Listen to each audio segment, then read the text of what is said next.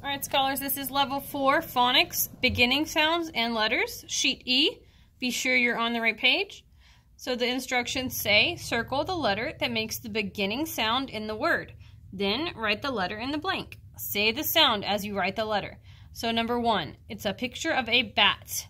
So I'm going to think to myself, what does that sound, what letter makes that sound?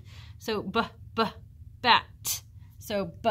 So I'm looking B, T, or N. Which one makes the b sound? B, T, or N. So B. So I'm going to circle the B, and I'm going to write it in my blank. So b-at. Here I have a can, and I'm choosing from MCS. 3, I have a dad, and I'm choosing for RVD. Number 4, we have a fin, and I'm choosing for from RFP.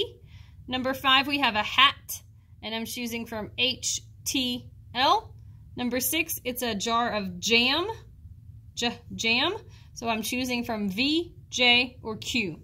Go ahead and circle the correct beginning letter, then write it in the blank. When you're finished, you can check your work from last week. Finish up the other pages for today, and then you can put your corrected work in the drawer for your grade. Then you can move to Lexia, IXL, or MobyMax.